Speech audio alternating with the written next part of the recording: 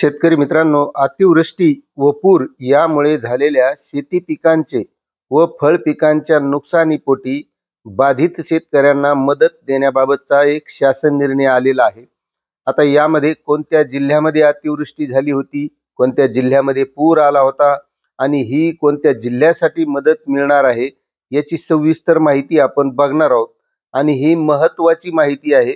महत्त्वाची यामुळे म्हणतोय की यापुढे असे अतिवृष्टी नुकसान भरपाई मिळाल्याचे शासन निर्णय आपल्याला बघायला मिळतील का नाही, म्हणून हा व्हिडिओ प्रत्येक शेतकऱ्यांनी शेवटपर्यंत बघा, म्हणजे तुमच्याही लक्षात येईल की ही अतिवृष्टी कोणत्या जिल्ह्यात आलेली आहे, किती प्रमाणात आलेली आहे आणि कोणत्या शेतकऱ्यांना मिळणार आहे। मे 2024 या कालावधीत सोलापूर जिल्ह्यातील अवकाळी पाऊस व गारपिटीमुळे आणि माहे जुलै 2024 ते ऑक्टोबर 2024 या कालावधीत सांगली व अहिल्यानगर जिल्ह्यातील अतिवृष्टी व पूर यामुळे झालेल्या शेती पिकांचे व फळ पिकांचे नुकसानीपोटी बाधितांना मदत देण्याबाबत असा हा शासन निर्णय 16 जुलै 2025 रोजी निर्गमित करण्यात आला आहे। आता यामध्ये प्रस्तावनामध्ये सविस्तर दिलेली माहिती आहे, पण आपण सविस्तर शासन निर्णयच बघणार आहोत।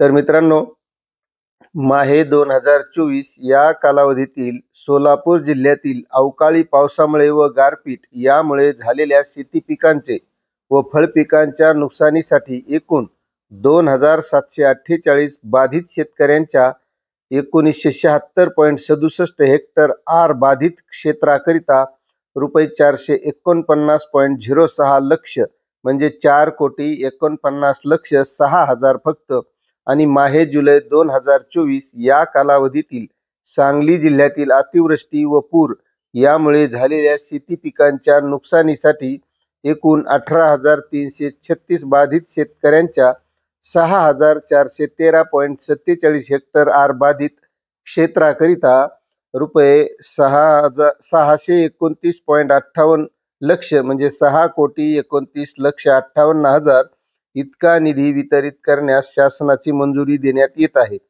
तसेच माहे जुलै 2024 ते ऑक्टोबर 2024 या कालावधीतील अहिल्यानगर जिल्ह्यातील सततचा पाऊस, अतिवृष्टी व पूर यामुळे झालेल्या शेती पिकांच्या नुकसानीसाठी एकूण 1551 बाधित शेतकऱ्यांच्या 3,485.42 हेक्टर आर बाधित क्षेत्राकरिता 205.51 लक्ष म्हणजे 2,05,51,000 फक्त इतका निधी वितरित करण्यास शासनाची मंजुरी देण्यात येत आहे। सदर निधी संदर्भाधीन क्रमांक 3 येथील शासन निर्णयाने निश्चित केलेल्या दरानुसार वितरित करण्यास शासनाची मंजुरी देण्यात येत आहे। सदर बाबीसाठी उपलब्ध तरतुदीमधून अथवा आवश्यकतेनुसार पूर्ण विनियोजनाद्वारे तरतूद उपलब्ध करून घेऊन कार्यासन म 11 हा निधी वितरित करावा।